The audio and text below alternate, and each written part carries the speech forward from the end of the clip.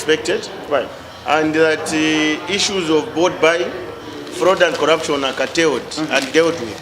Right. What we've seen most of the times is that the desire and the appetite for most of these leaders to be able to mislead our people. So for me, I think as an observer on the terraces or from the terraces, is that let us ensure that our laws are watertight, and even those that are entrusted with the responsibility to be able to safeguard this process, do so by acting on those that are found ailing, especially during the electoral process. So for me, I think what is missing in our electoral process is a punishment, because most of the time we don't tend to see that some of these leaders have been punished. So you call for stiffer punishment? Yes, stiffer punishment. It To should never deter just the offenders. Yeah, it should never just be a walk in the park. Yeah. All right. So this is a very special edition of the Lunchtime Show, and we're coming to you live from the Lusaka Agricultural Showground.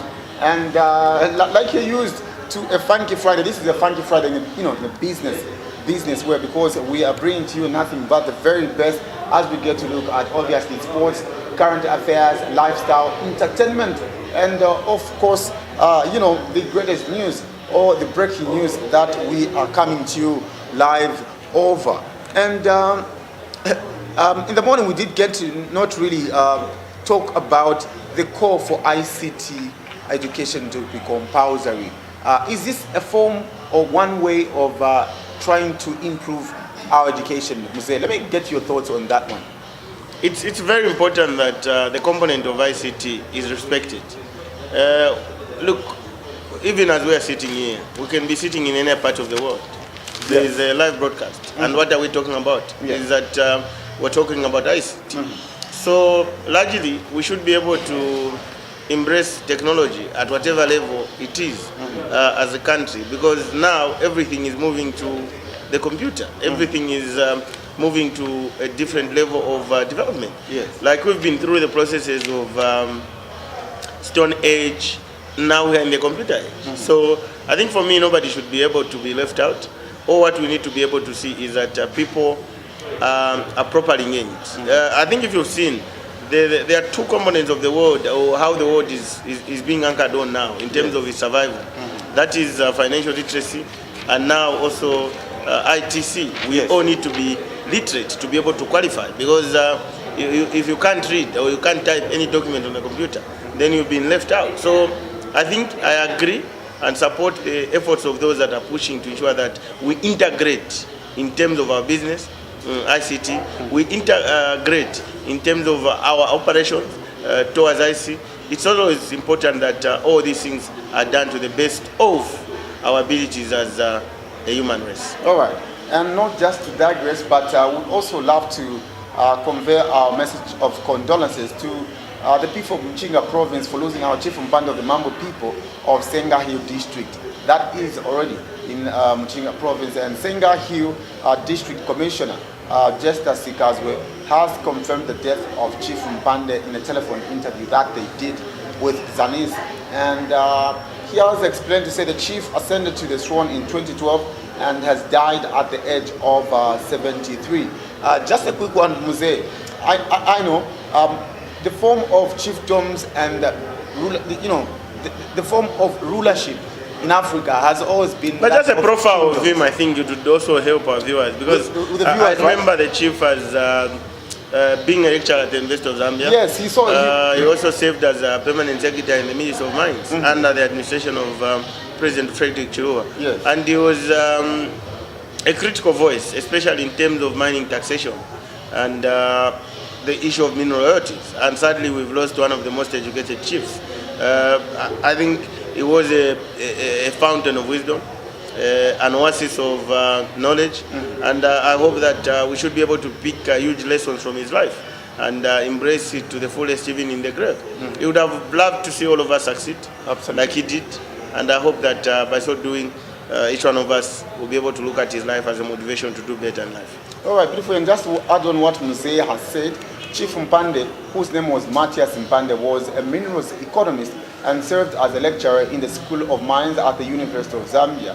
Dr. Mpande also served as Deputy Minister of Mines and Mineral Resources, as well as Deputy Minister of Education in the MMD government. So it's very, very interesting. But I want to say, maybe people are not even used to this. I know it's something not strange, but rare to see that so much a learned person can be a chief. Yeah, we need to, like I've always stated, that we need to go back to the land and be able to develop this. And like I stated, it was a motivation to see him take up some of the responsibilities at national level.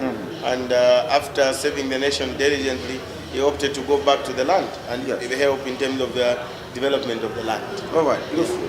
And speaking of which, I'm sure the form of rulership and the way we uphold democracy has been changing as times have been going on.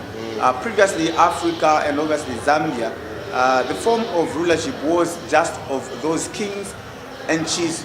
But now, I don't think chiefs and kings in Zambia are so much respected with a comparison like, to Nigeria. If you go to Nigeria, I think chiefs are well respected. Have we driven away from where we have come from? Just a quick one, Mzee. What do you think? I think chiefs are a critical voice in the development of this country, right, at whatever level, and that their contribution can never be ignored. And I'm optimistic that going forward, we should be able to embrace the chiefs and respect them. Like I've stated, even with this administration of President Aga, we've seen it in terms of the respect that the chiefs have been accorded. Right. So I hope that going forward, chiefs will continue getting the much deserved respect at all levels. All right. Yeah. All right. So here is 2 days within 24 hours. There's been two new different feelings from the Patriot Front camp. Yesterday it was a day of reckoning, obviously a day of mourning, but today it's a day of ululation, jubilation, and they are upholding the judicial system. When we were talking to the Patriot Front acting president, I know that the sound wasn't very clear, but he was, upholding and trying to celebrate what this has for the Patriot Front and what it means. Very exciting at the show, and the studio is open-ended, where people even openly greet you. That's why we're losing, focus anytime we go there. Yeah, because somebody is greeting, somebody is waving. Yeah, and this is a kind of interaction that we need to be having. Absolutely. So you at home, thinking of coming here tomorrow, please pass through our stand. One of the most beautiful stands so far. Yeah. Exactly. So I was asking you about the different feelings that is coming from the Patriot Front camp. Yesterday they were mourning. Today they are celebrating. Yeah, they need to continue celebrating. It's just a matter of time. Right. We saw what happened in some constituencies. That's why I was telling you that the behavior of a candidate in an election determines and safeguards particular interests of the people in that election. I think Honorable Kangombe has not been linked to any questionable activity. Absolutely. And we've known, some of us have known Chris as an individual before he became a member of parliament. And even his behavior mostly has been exemplary. And we hope that as young people we should be seen as an example to good leadership. And once that is sustained, then people have the trust to be able to give us the leadership mentor to move forward. But what we've seen previously is that young people have been too much excited, and in the end, we've made so many mistakes. But here we are, an example of a young person who behaved exemplarily and has been given the seat. All right, so once again, congratulations to Honorable Member of Parliament, Christopher Kangombe, for getting back his seat. And according to the Constitution or to the courts of law here in Zambia, they find him no fault, and he continues to preside over the people of, Kamfisa constituency. That's on the Copper Belt, to be specific, in Quito district. That's where he's coming from. And speaking of in 24-hour space, getting different news, is this a level of the judiciary probably working independent, or maybe trying to see different way of things? I'm a kind of a person who has always protected the judiciary. I know. You know that people only respond to the judiciary once the judgment is in their favor. But people negatively respond to the judiciary negatively because the judgment has not been in their favor. But I've always lobbied that we need to trust institutions that we've created for ourselves. Right. Whether they are making the mistakes, whether they are succeeding, we need to be there for them and we need to be able to applaud them. And like I stated yesterday, even with the outcome of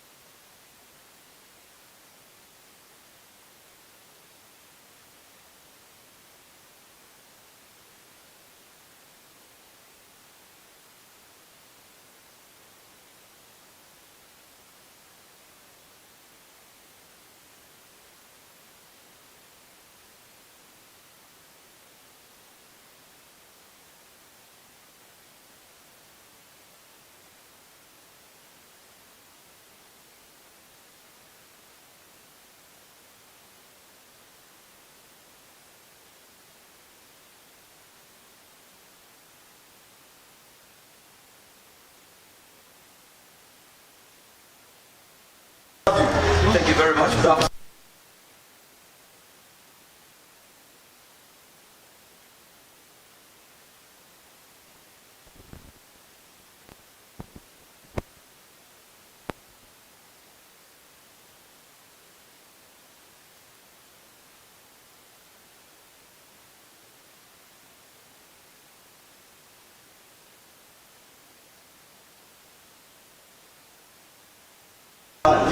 We recently ended of the Women's Africa Cup of Nations, the 2022 edition, which was held in Morocco.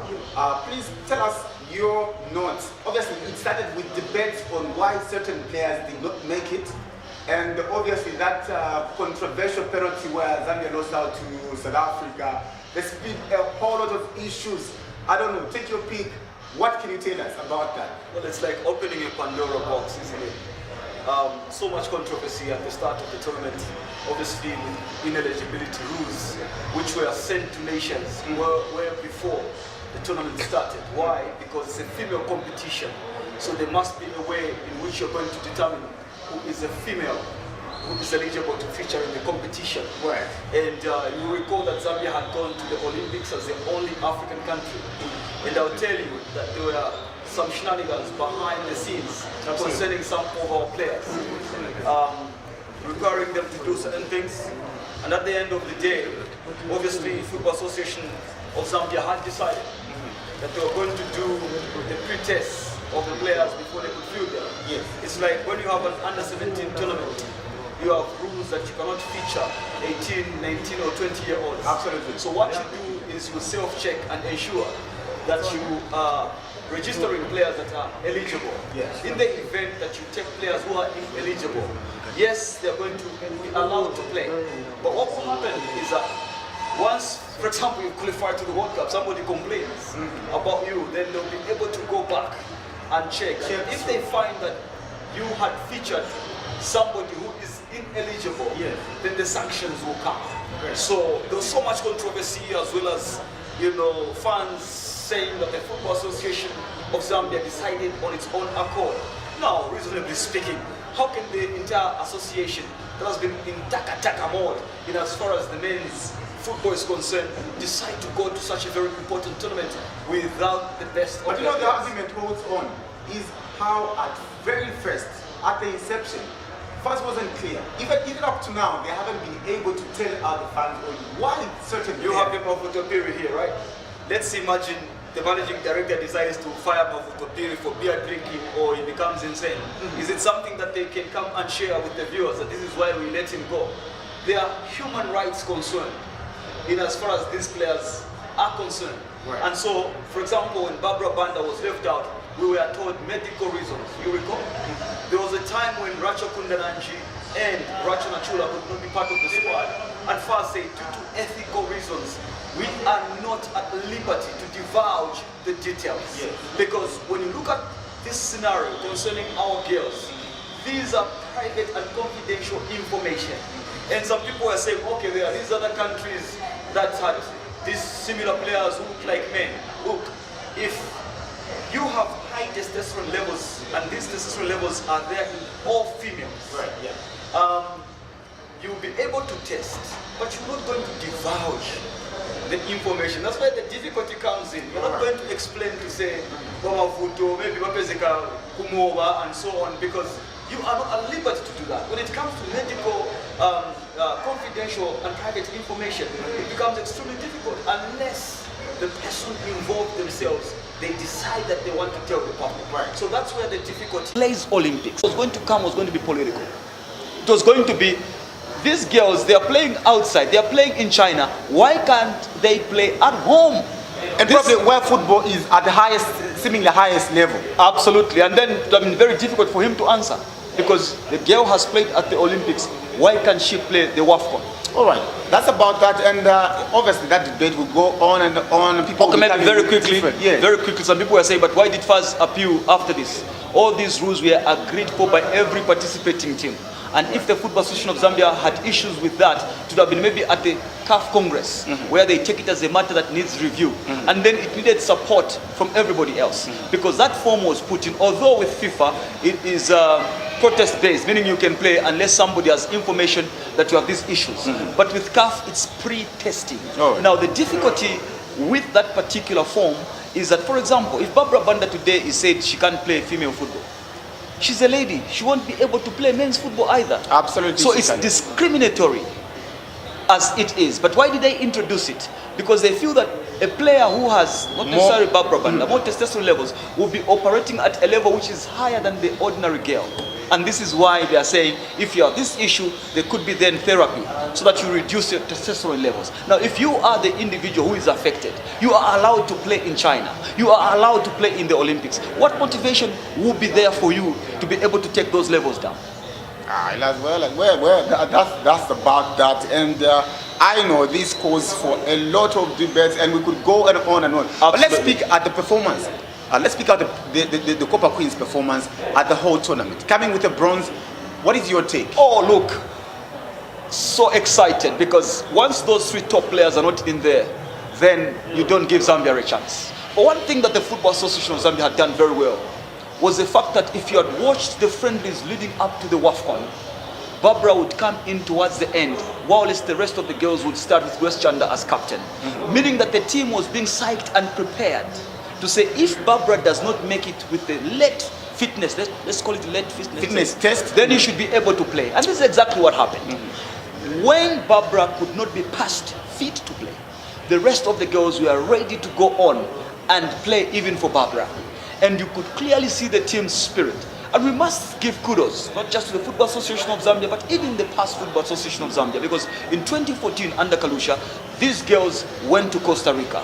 The core of that particular team, 8 of them are still there. Hazel Nali, intact. Martha Tembo was the captain, by the way. Yes. And that particular time, Barbara was not even the best player of this particular team. The likes of Irene Lungu were playing far much better football than probably they are doing in comparative terms. But then what has happened is that you have a core of a unit that has gone to the Olympics. They have just chastising experiences, particularly when they played against the likes of Holland. Right. They lose by 10 goals to 3, and other people were heavily criticizing the goals. But that sort of experience galvanized them into a unit that could work for each other. Absolutely. They had fantastic understanding. They didn't concede many goals. And if you see Margaret Belemu, you look at Martha Tembo, absolutely. Lisho Momwemba, Heart of the Lion, Aikoha, Agnes Musase. Then into midfield, you see Irene Lungu. You see Aveo Chitundu with her tenacity. Then Chanda. Goodness, you would easily swap the female into the male's team. But what is important is that Zambia has never been to a senior World Cup at any given time. Now look, if they had gone to the Olympics like they did, it was only fair that they would be able to qualify to the World Cup. The only unfortunate part is that they were shooed in. They were odds on, in my view, to go and win this Africa Cup if they had played Morocco. But then, VAR, I would call it VAR, which is V-I-L, VAR, did come in the semi-final and robbed that. Fraudulent. You call it fraudulent, but dubious. I know with time, the way they call for penalties has been changing. That's what we call soft pennies and everything else. How do you look at that? The referee, are you saying fraud from a Zambian fan point of view? You're going to look at from a professional analyst that Muvi television could bring on the screen. Yeah. Not from a Zambian perspective, because even when the referee, the Ethiopian referee, goes to the VAR, she shakes her head. Why was she shaking her head? Why was she shaking her head when she goes on to the VAR to view? Because initially she had seen the incident and did not take action. That was a way of disapproving. Absolutely. Somebody, and we now understand that the person in charge or supervising VAR was in South Africa. Because when she goes on to there, she shakes her head twice, meaning she is not convinced. But somebody is telling her, no, go give it. Yes. Go give it, go give it. And you recall, in January, at the Africa Cup of Nations, Giannis Sikazwe at some point went against VAR, and many Zambians were criticizing him. But I said, if a referee is not sure, they better stick their guns and say, look, I'm not convinced this is a pen. Don't give it.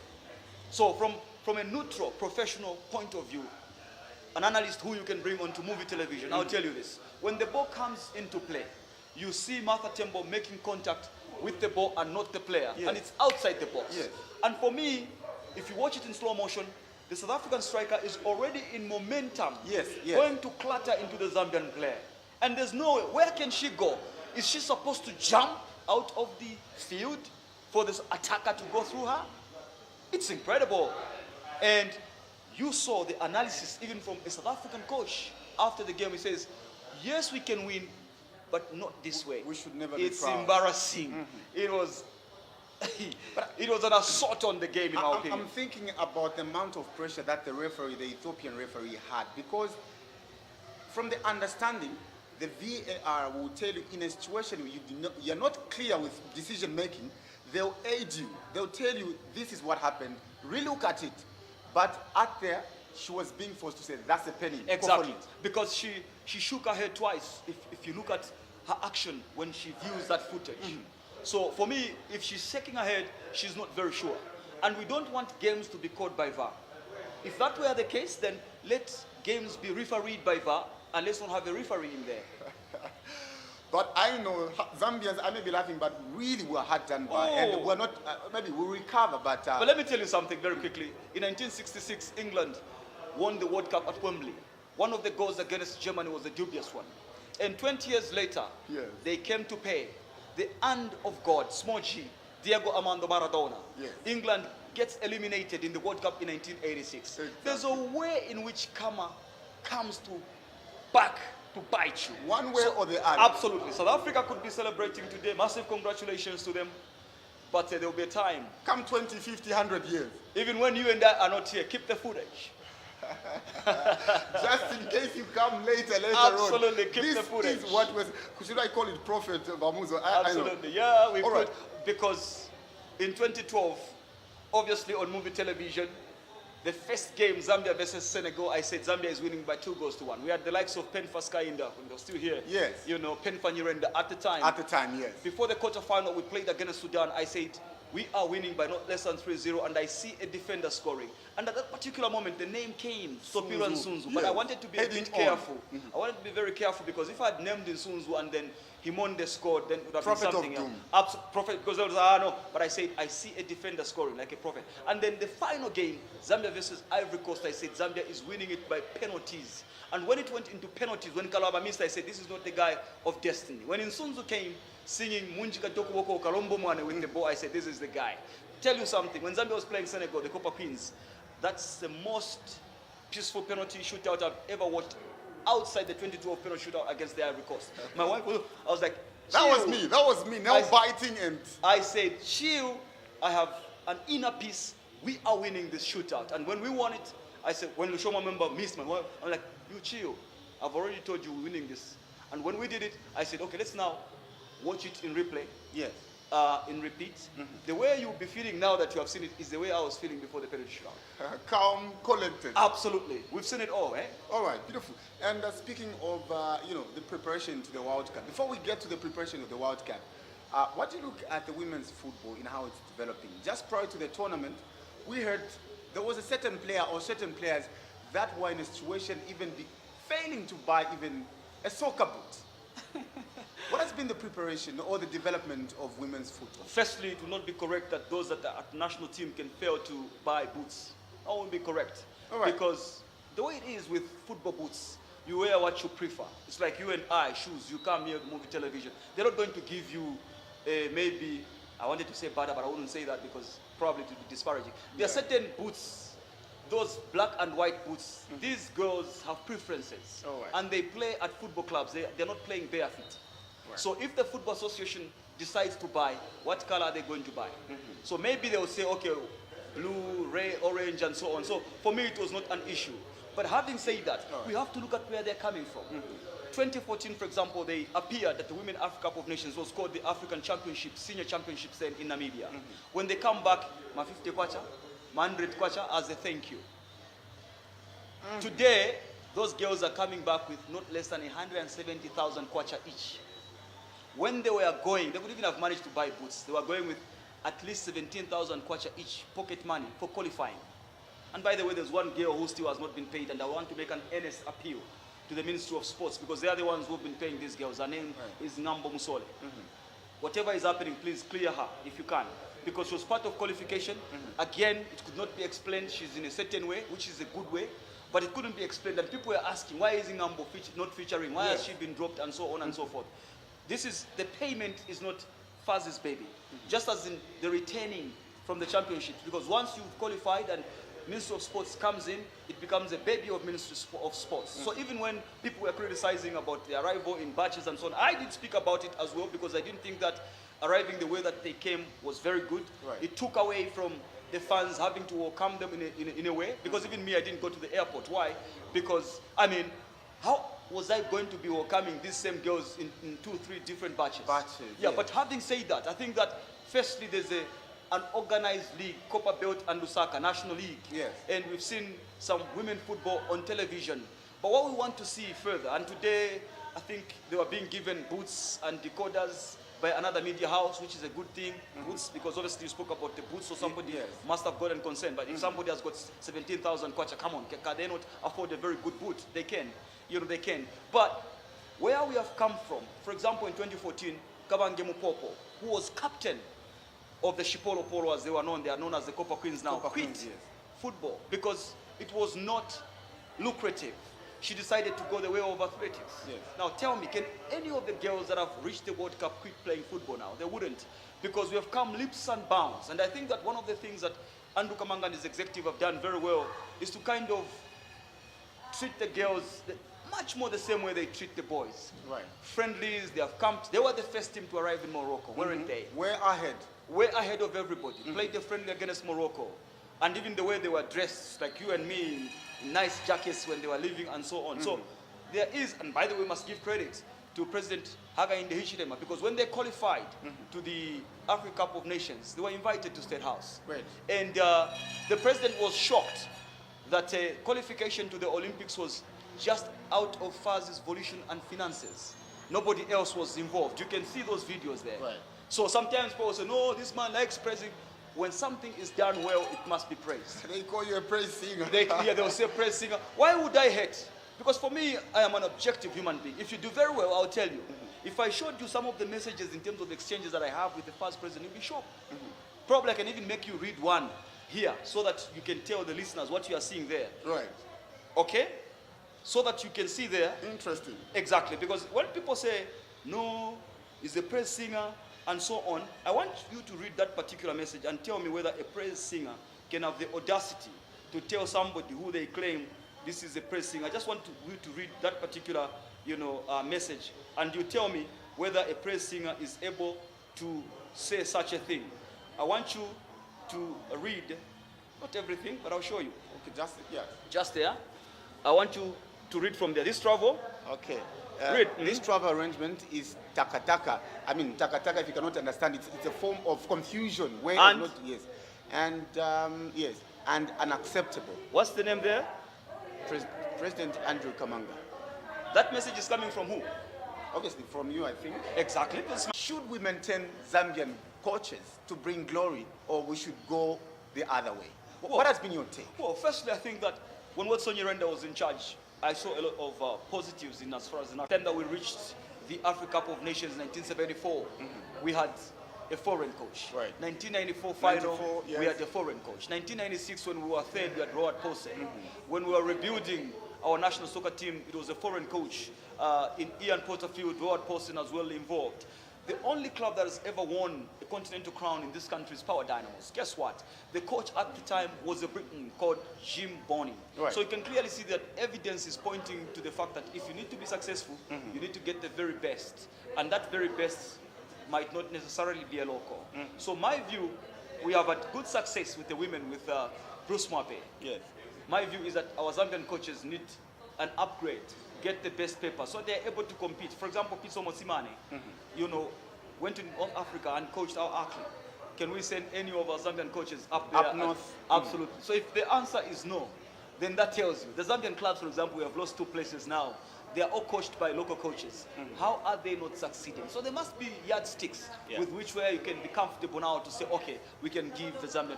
And again, there's a lot of criticism when a local coach comes. For example, Sichone has got the right papers. Moses Sichone, assistant coach, already the roof was raised about him being assistant coach. Yeah. When Muzungus come, sorry to say, foreign coaches, we don't even ask what the assistant is bringing to the table. But when it is a Zambian, Maybe the way they find themselves there. Because No. people will tell you They just saw, boom, in training, there is, Moses. But Are there adverts for assistant coaches? Do they, when the foreign coaches come with, where do we see the adverts? Do we even ask where this assistant coach is coming from? And this is a technical bench, the current bench, which had an all foreign ensemble. right. And in any case, the other coaches, we can speak about Coach of the Year, Chisimbebe, is already attached to Red Arrows and is good work. The others have been tried before. So you want to go back to which coach? All right. So you take a different route. Exactly, it's a different route and want to see, as a country, probably something different. All right. And this guy is a Zambian like everybody else, and he's agreed to say, let me come and assist. Before he even sets his foot, we are already asking, have we had in the past assistant coaches' jobs being advertised and even interviewed? All right. Well, Bamuzo, it's been a very, very wonderful and interesting conversation. I know we could go and on, but my director tells me this is where we need to come to an end of today's special edition of the Lunchtime Show. It's been a pleasure having you today. Please invite me again. Movie television is my home. People see me elsewhere. It all began here. I was given an opportunity when it was unfashionable for other people to have me. Right. So Movie is my home. Thank you for having me. And good afternoon. Ababemba balanda akama na kala ventulo kala kama. Quite. All right, this has been Keith Mwemba. Thank you so much for watching. We are coming to you live from the Lusaka Agricultural Showground. And remember, the theme has been innovation through technology and innovation transforming businesses. Thank you so much for having joined us. Good afternoon and enjoy your Friday.